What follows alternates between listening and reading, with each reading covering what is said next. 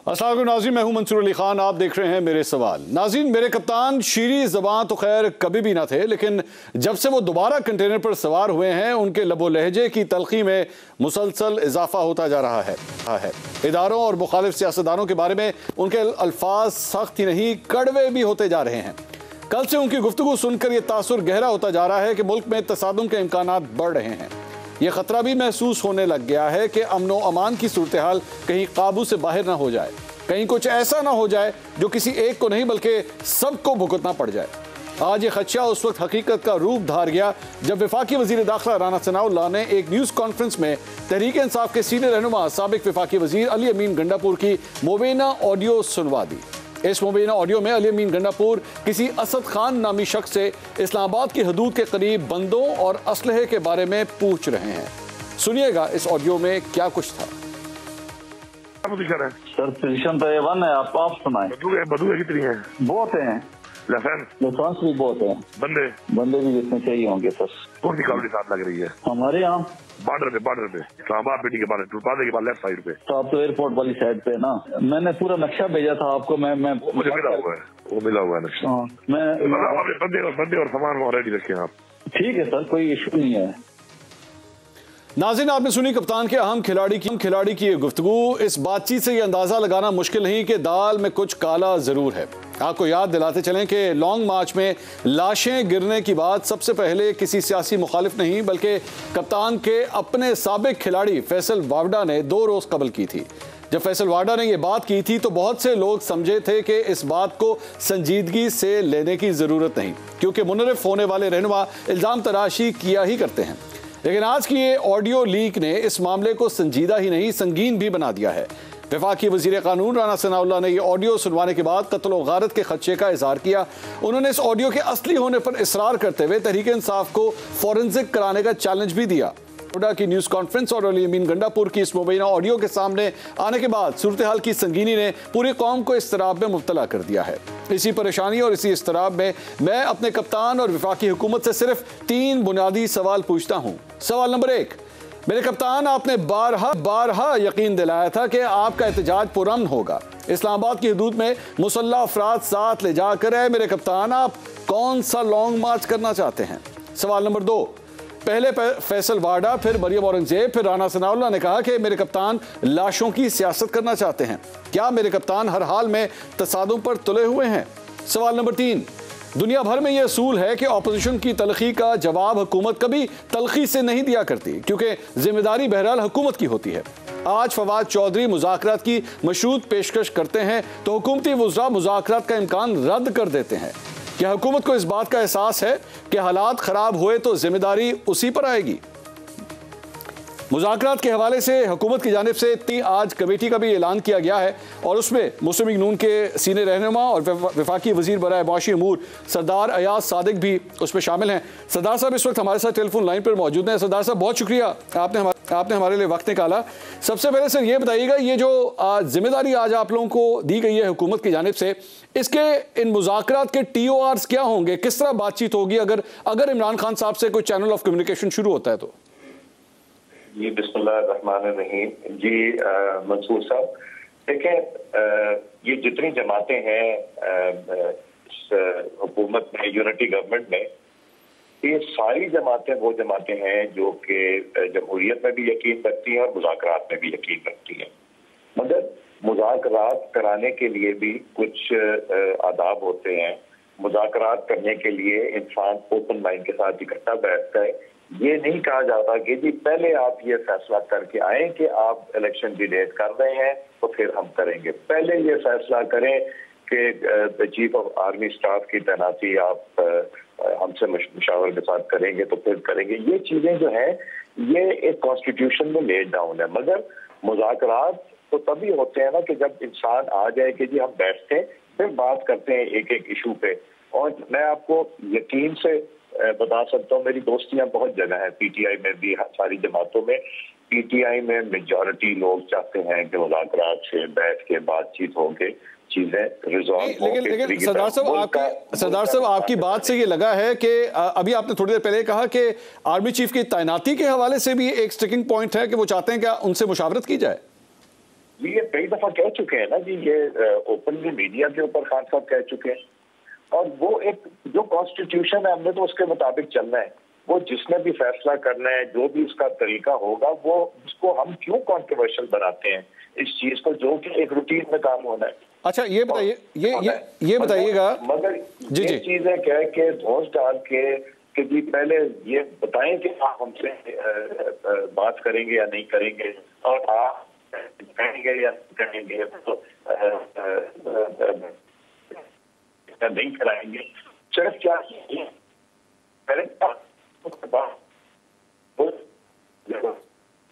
सरदार साहब, हम आपको सुन नहीं पा रहे, अगर आप थोड़ा सा सिग्नल्स का जरा देख लीजिए, हम आपको सही तरह सुन नहीं पा रहे। जी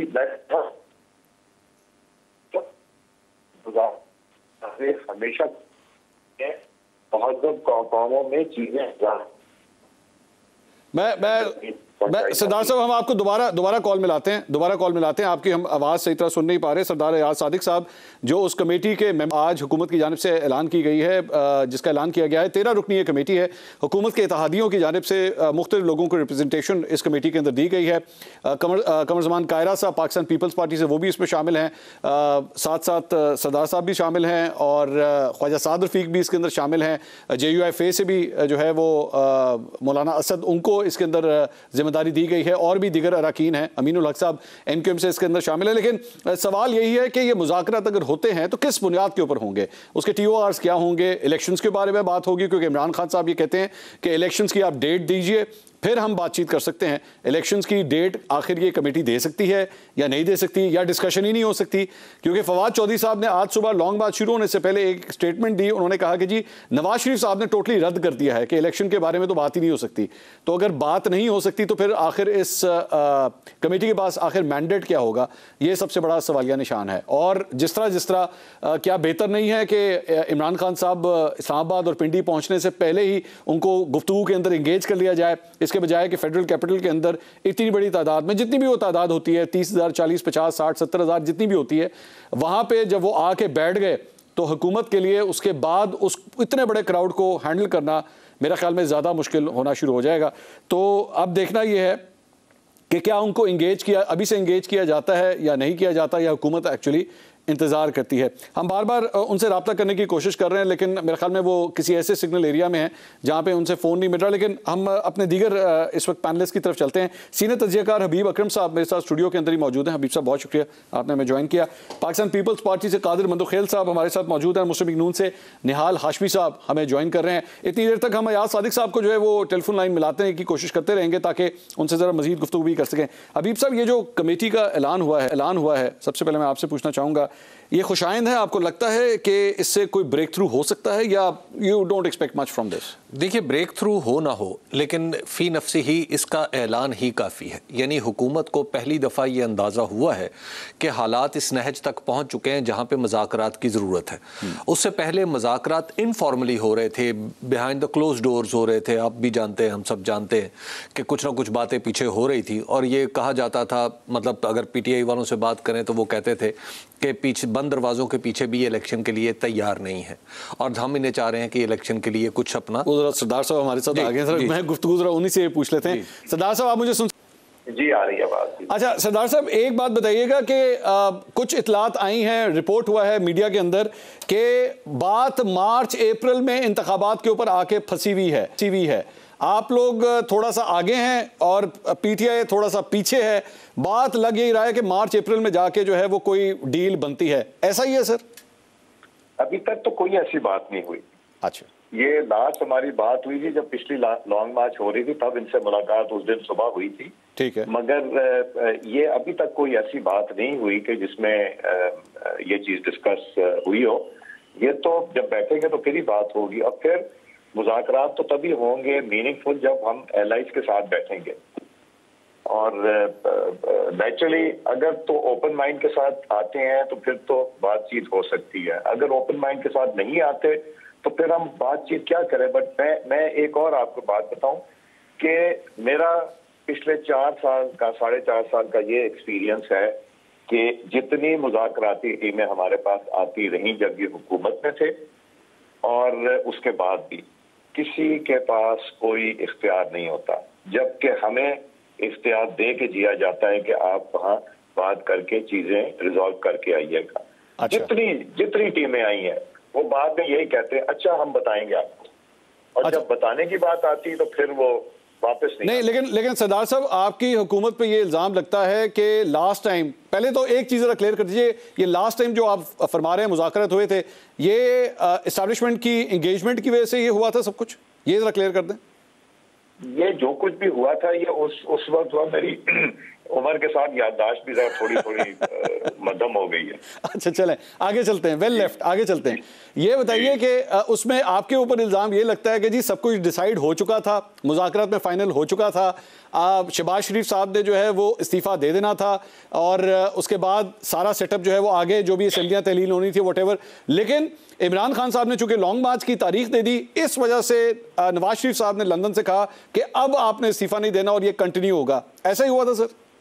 देखें, धौंस दे के तो इस्तीफा कोई नहीं ले सकता। अब मुझे एक बात बताइए कि फर्ज करें ये लोग आ जाते हैं, ये आके ये कहते हैं कि जी हमें आप हुकूमत खत्म करें या अभी अनाउंस करें, अपना करें, 20,000, 30,000, 50,000 आ जाते हैं। ठीक है। क्या पाकिस्तान की हुकूमतें इस तरह गिरा करेंगी कि जो 50,000 लाख लोग लेके आ गया वो हुकूमत को गिरा के चला गया? तो फिर मौलाना साहब भी ला सकते हैं और लोग भी ला सकते हैं। अच्छा। वो ले आएंगे तो फिर ये हुकूमत को जाना पड़ जाएगा। इस तरह हुकूमतें ना चल सकती ना, और रियासत का नुकसान हो रहा है। एवरी पासिंग डे इनको तो ना फ्लड की फिक्र थी, ना इकोनॉमी की फिक्र है, ना आप बड़ी अच्छी तरह जानते हैं कि वर्ल्ड बैंक में मेजर शेयर अमेरिका का है। आप बड़ी अच्छी तरह जानते हैं एशियन डेवलपमेंट बैंक में भी उनकी से है। आप बड़ी अच्छी तरह जानते हैं उनकी से IMF में भी है। और ये उनको बुरा भला कह रहे हैं तो ये क्या एक्सपेक्ट करते हैं? ऊपर से जब वो एक जॉइंट कमेटी की मीटिंग थी चाइना की, वो प्रेसिडेंट के बारे, जब प्रेसिडेंट ने आना था तब भी इन्होंने कर दिया था। अब फिर चाइना का मामला है तो मैं सरदार साहब, let's bring this to a closure. I am pretty sure, मैं जानता हूं इस वक्त जारी बात है पूरी पब्लिक भी आपकी गुफ्तगू सुन रही है, you are one of those persons जो इस कमेटी का हिस्सा हैं। अगर एक PTI का रहनुमा, लेट्स से इमरान खान साहब इस वक्त ये प्रोग्राम देख रहे हैं या फवाद चौधरी साहब ये प्रोग्राम देख रहे हैं, and if I put this question in front of you कि क्या आपसे, मुस्लिम लीग नून से, आपकी हुकूमत से अर्ली इलेक्शंस के बारे में गुफ्तगू हो सकती है? I am not asking for a date, क्या गुफ्तगू हो सकती है या नहीं हो सकती? That's off the table. मैं सिंपल एक बात कर रहा हूं, क्या गुफ्तगू जब होती है, जंगें होती हैं, जंगों के बाद भी तो गुफ्तगू होती है। ओके। और हर चीज में गुफ्तगू, और पॉलिटिकल लोग जो डेमोक्रेसी में बिलीव करते हो, जो धौंस से लोगों की हुकूमतें हटाने की बात ना करते हो, वो तो नेगोशिएट कर सकते हैं। अगर इनके टीम के पास इख्तियार हुआ तो बात की जा सकती है, उसमें कोई दो राय नहीं। मैं इसको मैं जारी बात है, हमने हेडलाइन भी तो बनानी है ना अभी 9 बजे के बुलेटिन के लिए, तो मैं अगर ये कहूं कि जनाब हुकूमत जो है वो इलेक्शंस के ऊपर बातचीत करने के लिए तैयार है, सरदार रियाज सादिक साहब ने कह दिया हाँ। नहीं। अच्छा नहीं, मैं ये कह रहा हूँ हुकूमत मुज़ाकरात करने के लिए तैयार है। अब ये तो मैं अकेला फैसला नहीं कर सकता, ना मुस्लिम लीग नून अकेला फैसला करे, ये इत्तेहादी मिल के फैसला करेंगे कि हम किस चीज पे माने और किस पे ना माने।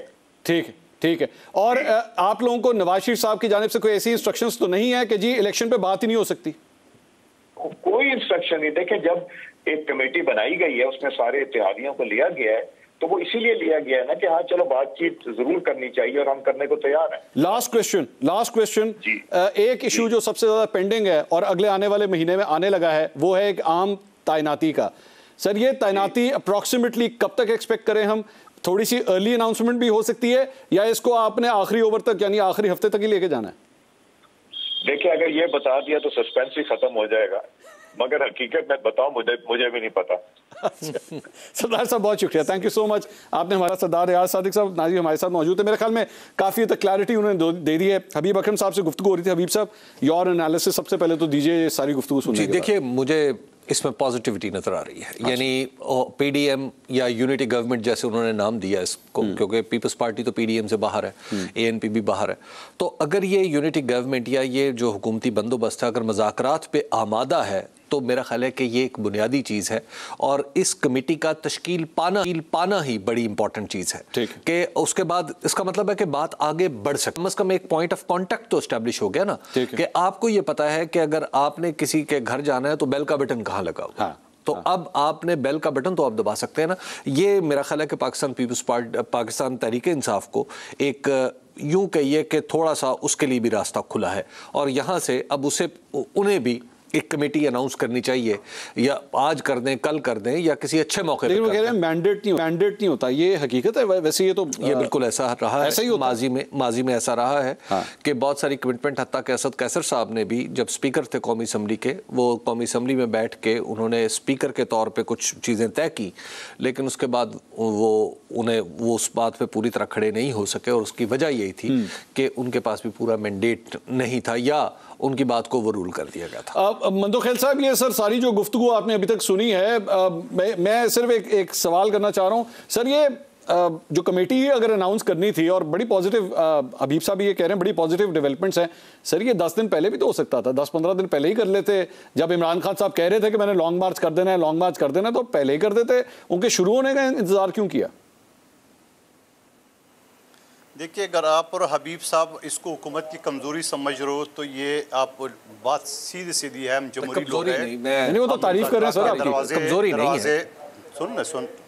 सुन हम मुज़ाकरात के दरवाजे हमेशा जमहूरी पार्टियों के बीच में खुले रहते हैं। हम इमरान नियाज़ी की तरह नहीं है कि तालिबान से बात हो सकती है, बलूचिस्तान की अलहदगी पसंद से हो सकती है, मगर मौजूदा हुकूमत से नहीं हो सकती है। तो हम जमहूरी लोग हैं, पहली बात तो ये। दूसरी बात ये है कि अगर इसी तरह अगर वो गन पॉइंट पे इस तरह इस्लामाबाद पे यलगार करके वो अगर कामयाबी हो जाते हैं, जो कि नामुमकिनात में शामिल है, तो ये याद रखना जो 68% पार्टी इस वक्त हुकूमत में बैठी है, कल हम भी सुकून से नहीं बैठेंगे और उसके बाद तारुल कादरी का भी आ सकता है। इस तरह तो रिवाज बन जाएगा।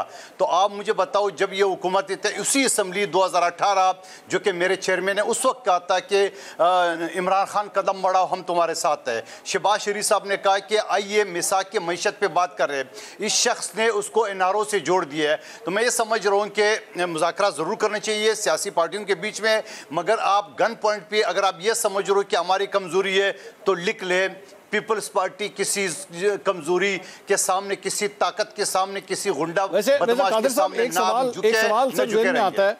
कादिर साहब, एक सवाल ज़हन में आता है, जब आप लोगों ने एक्चुअली वफाकी हुकूमत को टेक ओवर किया था तो उस वक्त ये डिबेट होती थी, डिस्कशन होती थी बार बार कि असेंबलियां तहलील हो जाएंगी, तो उसमें बार बार सिंध की असेंबली के बारे में आता था कि पाकिस्तान पीपल्स पार्टी तो ये सेक्रीफाइस नहीं करने देगी। ये नहीं होगा कि जनाब अभी आपका 1.5 साल पड़ा है तो आप पहले ही जो है असेंबलियां तहलील कर दें। ये अभी थोड़ी देर पहले याद सादिक साहब से जो बात हुई अर्ली इलेक्शंस की, तो पाकिस्तान पीपल्स पार्टी इन मुज़ाकरात को कामयाब करवाने के लिए किस हद तक अपनी कुर्बानी देने के लिए तैयार हो जाएगी अपने टेन्योर की? 6 महीने, 8 महीने, 9 महीने? जाहिर बात है, मेरे ख्याल में सबसे ज्यादा जो स्टेक होगा इस मामले में वो तो आपका होगा। देखिए, अगर आप कुर्बानी दी बात करते हो तो पीपल्स पार्टी ने हमेशा कुर्बानी दी है पाकिस्तान की खातिर। और इस चीज़ को भी याद रखें कि मौजूदा हुकूमत जो हमने ली है तो हमने रियासत के लिए कुर्बानी दी है, अपना सियासत कुर्बान की है हमने। तो आप इस चीज़ भी जहन में रख ले। हम इक़्तिदार की भूखे नहीं है कि पीपल्स पार्टी अगर सिंध की हुकूमत छोड़ दे तो कुर्बानी होगी, लेकिन कुर्बानी किस शख्स के लिए? एक पागल शख्स जिसको न सुबह का पता न रात का पता, न सुबह बात करता है शाम में ऑन नहीं करता है, शाम में बात करता है तो सुबह उनके। तो ऐसी किसी गुंडागर्दी बदमाशी के सामने न हम कुर्बानी देंगे, न हम किसी कंप्रोमाइज़ पे आएंगे। बात यह है 13 अगस्त 2023 असम्बली का टेन्योर पूरा हो रहा है, उसके बाद केयर टेकर है, आइए असम्बली में ज्वाइन करें, आपकी मेजॉरिटी अपोजिशन लीडर बने, उसके बाद केयर टेकर में आपके साथ मुज़ाकरात होगी। अगर आप असम्बली से बाहर हो तो डी चौक वालों से कोई बात नहीं होगी। डी चौक वालों से पहले हमने बात की, नाइंदा करेंगे, और जो ताकत उसने दिखानी है वो दिखा दे, अपना शौक पूरा करे। इनके सफों में अभी ये बात सर, ये टीवी प्रोग्राम्स में निहाल हाशमी साहब तो अच्छा लगता है कि जी हम इससे बात नहीं करेंगे, ऐसी की तैसी, और ये नहीं होगा। तो सर, ये जो 13 रुकनी अभी एक कमेटी अनाउंस हुई है जिसमें याद सादिक साहब थोड़ी देर पहले गुफ्तगू कर रहे थे, ये सर ये किस लिए कमेटी बनाई है? ऑर्गेनाइजिंग कमेटी तो नहीं है ना डी चौक के धरने के लिए? जाहिर बात है गुफ्तगू करने के लिए बनाई है आप लोगों ने। बिस्मिल्लाहिर्रहमानिर्रहीम। मंसूर भाई, आपको याद होगा मोहम्मद नवाज शरीफ साहब ने ये बात की थी कि मैंने अपना मुकदमा अल्लाह पे छोड़ दिया, और मरियम बीबी ने कहा था कि बीच चौराहे पे ये हांडी फूटेगी। बात सारी ये है कि हम, जैसे अभी मंदुखेल ने कहा कि रियासत के खातिर, चूंकि रियासत के वारिस हम हैं, पाकिस्तान के अवाम है, पाकिस्तान की सियासी जमातें हैं, जो वारिस है वो बहुत कुछ कुर्बान करता है। जो मालिक हैं, पाकिस्तान के मालिक ना कोई फर्द है, ना कोई मिनिस्टर है, ना गवर्नर है, ना सदर है, ना कोई इदारा है, ना कोर्ट है, ना कोई नहीं है। 22 करोड़ लोग हैं जो वोट देते हैं और जो टैक्स देते हैं। आप भी मालिक हैं। तो हमें दर्द है, हमें अफसोस है, हमें दुख है कि आज जग हसाई हो रही है, आज जगहसाई हो रही है पाकिस्तान। निहाल साहब, आप दिल के ऊपर हाथ रख के बात कह सकते हैं कि इस मुल्क के मालिक जो है 22 करोड़ अवामी है, ये बात आप दिल पे हाथ रख के कह सकते हैं? वैसे अल्हम्दुलिल्लाह मैं दिल पे हाथ रख के कह रहा हूँ, अगर किसी ने हमारे मकान पे कब्जा कर लिया है, खा वो इदारे हो, खा वो शख्सियत हो, तो कब्जा छुड़ाना तो आपका और मेरा काम है ना। नवाज शरीफ साहब यही तो बात कर रहे हैं, इसमें आप मीडिया भी अपना हिस्सा डालें। पाकिस्तान तो छुड़ाना होगा ना, आइन का पाकिस्तान छुड़ाना होगा, जमहूर का पाकिस्तान छुड़ाना होगा। साहब, क्या कोई कब्जा हुआ है? नहीं, बहुत जो भी आता है ऑथोरिटेरियन सीट पे वो आके कहता है कि मैं ही पाकिस्तान के मामा हूँ, चाचा हूँ। आपने देखा ना जिस तरह से मियां नवाज शरीफ साहब के साथ और पीएमएल के गवर्नमेंट के साथ 2014 में, 15 में, 16 में किया गया, गाली गलोच किया गया, चोर डाकू कहा गया, स्टेज फराहम किया गया। इमरान खान साहब ने क्या नहीं किया, और आज वो इमरान खान पाकिस्तान के लोगों की आजादी की बात करे, वो पाकिस्तान के लोगों की जमहूर को और उसकी आजादी को छीनने के लिए आए हैं। लॉन्ग मार्च तो इमरान खान साहब का चल ही रहा है, आज के दिन के लिए अलबत्ता उन्होंने उसे खत्म कर दिया है, कल दोबारा शुरू किया जाएगा। लेकिन इस सारी बातें, जो मुज़ाकरात का जो अमल है, वो ज़ाहिर बात है उसको असेस किया जाता है कि किसके लिए विन पोजीशन होगी, किसके लिए लूजिंग पोजीशन होगी। हुकूमत अगर क्या दे देती है तो उसे विन कंसिडर किया जाएगा या लॉस कंसिडर किया जाएगा, और पाकिस्तान तहरीक इंसाफ क्या ले सकती है तो उसे उसकी विन कंसिडर किया जाएगा। हबीब साहब, आप इसमें किस तरह देखते हैं? क्या वक्त से पहले इंतखाबात, चाहे वो 3-4 महीने पहले क्यों ना हो, पाकिस्तान तहरीक इंसाफ की वो जीत कंसिडर की जाएगी, या फिर इमरान खान साहब अगर फौरी इलेक्शन ले सकते हैं, जो कि बहुत मुश्किल लग रहा है कि उनको मिले, तो उसे विन कंसिडर किया जाए? देखिए मंसूर साहब, एक तो यह है कि ये विन और लूज इस वक्त जो सिचुएशन है पाकिस्तान की, अगर हम पाकिस्तान एक स्टेबल मुल्क होता, मीशत हमारी फ्लरिश कर रही होती, हमने किसी का कर्जा न देना होता, तो हम ये सूरत में इन टर्म्स में बात करते जिसमें आप बात करें कि कौन विनर होगा और कौन लूजर होगा। ठीक है, इस वक्त आप ये तसव्वुर कर लीजिए कि इलेक्शन फौरी तौर पर नहीं होता। ठीक है, और इमरान खान साहब अगला 1 साल इसी तरह मार्च कभी इधर से उधर जाता है या उधर से इधर आता है, या कुछ ना कुछ ऐसी एक्टिविटी चलती रहती है, तो आपके ख्याल में पाकिस्तान के लिए अच्छा होगा? इसको परवाह है किसी को इस बात की? Exactly, this is the point कि आप ये देखिए कि इसमें जो सबसे ज्यादा लॉस हो रहा है वो पाकिस्तान का हो रहा है। नंबर 2, आप देखिए कि इमरान खान साहब कंटेनर खड़ा हुआ था इनका, आपको याद है 2014 में? जी, 2014 में कंटेनर डी चौक पे था और अकेला कंटेनर था, बहुत थोड़ी से लोग थे और कोई बहुत ज़्यादा बड़ा मजमा नहीं था।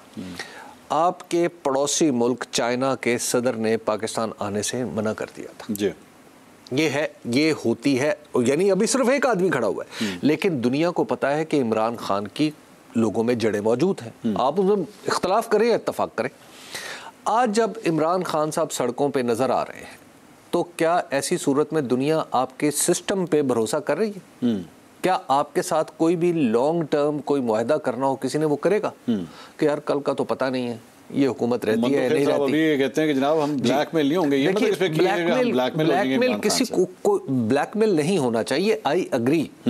लेकिन मसला ये है कि मिल बैठने का रास्ता क्या एक दूसरे को गालियां देने से निकलेगा? चलिए, ये तो हुकूमत है ना। अभी आपने अपने इब्तिदाइये में कहा था मंसूर कि हुकूमत की जुबान क्या होनी चाहिए।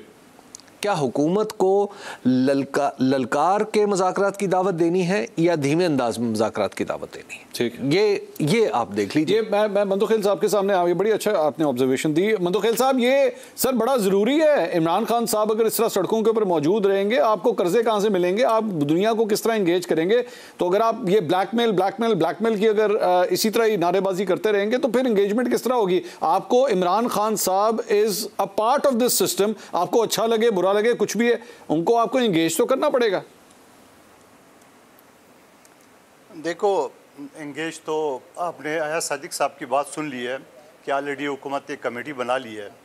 बाकी मैं दोबारा उस बात को रिपीट करता हूँ, क्या इमरान नियाज़ी साहब, ताहिरुल कादरी साहब पीपल्स पार्टी के दौर में वहाँ नहीं बैठे थे? क्या मुस्लिम लीग नून के दौर में नहीं बैठे थे? क्या मुख्तलिफ अदवार में मुख्तलिफ पार्टियाँ नहीं बैठें? देखो, मैं फिर वही सवाल कर रहा हूँ कि आप अगर जमहूरी अलियास से बात करेंगे तो ज़रूर आपसे बात करेंगे। अगर आप ताकत का इस्तेमाल करेंगे या आज आपका अली गंडापुर अपने गुंडों समेत उनकी टेप मैदान पे आ गई है, तो ऐसी सूरत में मैं तो कहता हूँ कि फिर भी ये रियासत की हुकूमत पाकिस्तान की मेहरबानी है कि अभी तक खामोश हो। ऐसे मुल्क दुश्मन, ऐसे साजिशी अनासर का तो सर को भी पहले ही फुर्सत पे करना चाहिए।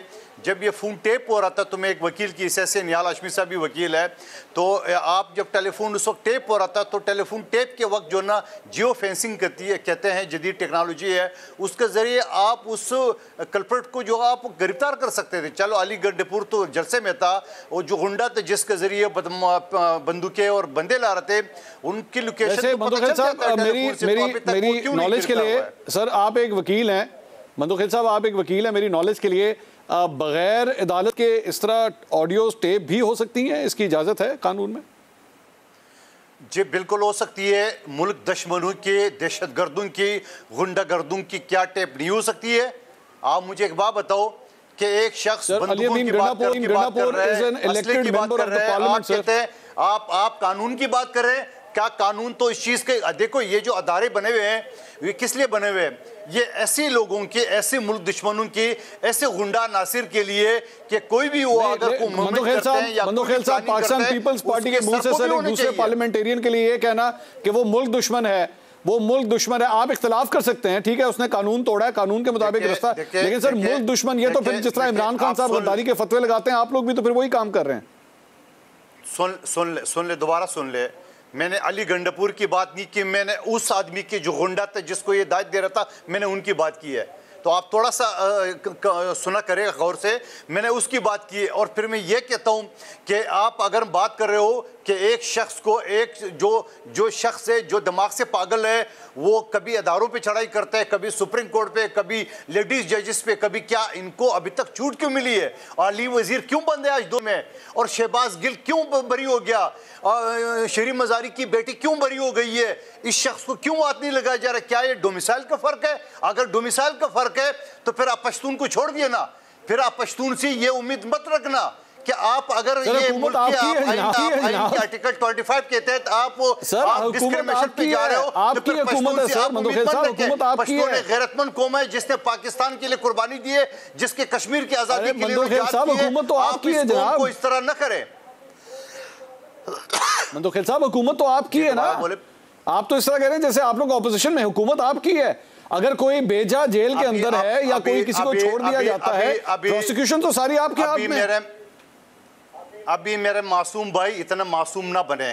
आप जो सवाल करें, आपको अच्छी तरह पता है कि आप गलत सवाल कर रहे हो। आप मुझसे गलत सवाल कर रहे हो। यकीन करें नहीं पता, सवाल करना चाहिए उनके नहीं, मुझे नहीं पता, मुझे यकीन करें नहीं पता। और अगर आपका इशारा अगर किसी तरफ है, इतना अनजान ना बने। नहीं मैं अनजान नहीं बन रहा सर, खुल के बोले ना। या तो फिर इमरान खान साहब फिर जिन चीजों की तरफ इशारा कर रहे हैं, या फिर वो ठीक है। अगर आपकी बात के साथ मैं ना खड़ा हूं, फिर ऑपोजिट बात, तो फिर वही बात है जो इमरान खान साहब की बात है। देखिए सिंपली मुझे एक बात बता, एक शख्स डकैती कर रहा है, एक शख्स डाका डाल रहा है, एक शख्स जो है ना बंदूकों की बात कर रहा है, आप कह रहे आइन की टेप की वायलेशन है।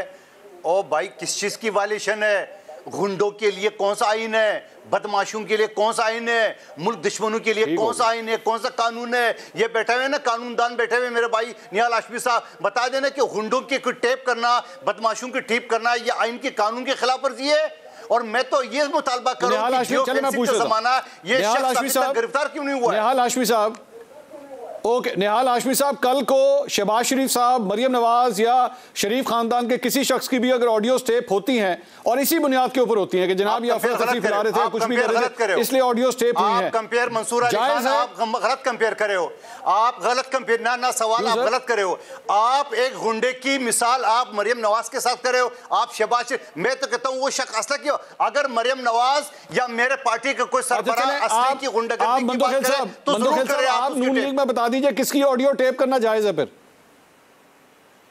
देखिए, मैं तो आपको बताऊं, गुंडे आदमी के साथ कोई रियायत नहीं होना चाहिए।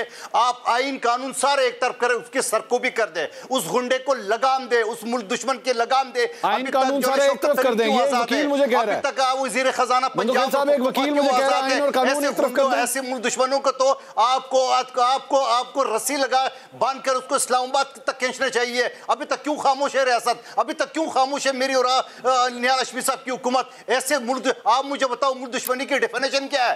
दहशतगर्दी का डेफिनेशन तो ये है कि जो बम फोड़े बंदूकें चलाए, और मुल्क दुश्मनी का डेफिनेशन क्या है? यही है कि IMF की डील वो आप सबोताज करे हो, आप बाकायदा अपनी सूबों के साथ आप ये करो कि IMF को कि मैं रिकवरी नहीं दूंगा। ओ भाई, खुदा को मानो मंसूर अली खान। अच्छा चले, मैं निहाल हाफिज साहब से पूछ लेता हूं सर, आदमी को दूसरे से ना करे। कादिर बंदूखेल साहब बड़ी सख्त उन्होंने ज़बान इस्तेमाल की अली अमीन गंडापुर साहब के हवाले से। उन्होंने कहा ऐसे शख्स को जो है रस्सी डाल के घसीट के ले जाना चाहिए, और क्यों ना ऐसे अनासिर की जो है वो ऑडियोज टेप की जाएं। उन्होंने फरमाया कि निहाल हाशमी साहब यहाँ पे मौजूद हैं, वो भी एक वकील हैं, उनसे बेशक पूछिए। निहाल हाशमी साहब, इस तरह ऑडियोज टेप करना सर ठीक है, जायज़ है, कोई इसमें प्रॉब्लम तो नहीं है? निहाल साहब, आप अपनी आवाज़ हटा दीजिए प्लीज़, अभी आपकी हुकूमत है, आप बोल सकते हैं। कल को अपोजिशन में जाएंगे तो फिर म्यूट हो जाएगा। या टीवी चैनल खुद ये काम कर लिया करेंगे। नाज़रीन, हम इनको म्यूट करने में हमारा कोई हाथ नहीं है, और ना कोई ऐसी इंस्ट्रक्शंस के तहत ये सब कुछ हो रहा है। उन्होंने खुद अपनी आवाज़ म्यूट की। जी निहाल साहब, प्लीज़ गो अहेड। आ रही है आवाज़? आ रही है? जी आ रही है। आप हुकूमत में बोल सकते हैं आप। जी, मैं ये कह रहा था कि मैं हुकूमत में रहते हुए भी आप मेरी बोलती बंद कर दी। अब मैं अगर बोल रहा हूँ तो बोलने दीजिए। देखिए, किसी भी महज़िब माशरे में टेप नहीं होना चाहिए। जो लोग कल को टेप करते थे या जो आज कर रहे हैं, सबसे गिरफ्त होनी चाहिए कि कोई भी सरकारी अहलकार अपनी अथॉरिटी को क्रॉस ना करे, अपने लिमिट को क्रॉस ना करे। जिस मुल्क में वजीर आजम बात ना कर सकता हो अपने ऑफिस में बैठ करके, तो वहां पे हम जमहूरियत की बात ना करें। बात सारी ये होती है कि इमरान खान साहब से अभी हबीब अकरम साहब ने कहा मुज़ाकरात उस आदमी से किया जाता है जो पार्लियामेंट को मानता हो, जमहूर को मानता हो। एक ऐसा आदमी, उसके बावजूद हम उससे बात करने को तैयार है। किसके लिए? पाकिस्तान की खातिर। मैं आपको ये बात लिख के देता हूँ कि इमरान खान पाकिस्तान का एक एजेंडा लेके आए कि वो टिया पाचा करना है। वो पार्लियामेंट को नहीं मानते, वो कोर्ट्स को नहीं मानते, वो इदारों को नहीं मानते, वो इंसानों को नहीं मानते, वो सियासी जमातों को नहीं मानते। हम अगर उनको चोर के अलावा, डाकू के अलावा भी कुछ बोलना चाहे तो बोल सकते हैं। मगर आज पाकिस्तान पूरी को एक बात सोचना पड़ेगा कि 2018 में नवाज शरीफ के दौर में जब मईशत भी बेहतर थी, पार्लियामेंट भी ठीक था, इदारे भी अपने कंट्रोल किया जा रहा था, और उनको कहा जा रहा था कि आप अपने डोमेन में रह के काम करें, आप आईनी जिम्मेदारी अदा करें, हमें आईनी जिम्मेदारी। मगर बहुत सारे इदारे अपने आईनी जिम्मेदारी से बाहर उतर गए। उसका नुकसान नवाज शरीफ से ज्यादा पाकिस्तान को हुआ। सीपैक बंद हो गया, इकोनॉमी बंद हो गई, मईशत कमजोर हो गई, मैंने सुतर बोर मिहार हो गया, सारी चीज खारजा। और हमें क्या मिला? हमें इमरान खान मिला, एक ऐसा आदमी जो 4 साल में पाकिस्तान को 40 साल पीछे लेके चला गया, एक ऐसा आदमी जो इस्लामी दुनिया से भी हमारे ताल्लुकात। बहुत बहुत शुक्रिया साहब आपका। कादिर खान बंदूखेल साहब हमारे साथ मौजूद है। हबीब अकरम साहब, आपका भी बहुत शुक्रिया। नाज़रीन, ये सारी गुफ्तगू आपने सुनी। मेरे ख्याल में हबीब अकरम साहब ने इस प्रोग्राम के आगाज़ में जो एक पॉजिटिविटी दी थी, मैं भी उसी के साथ ही इस प्रोग्राम को ख़त्म करना चाहूँगा।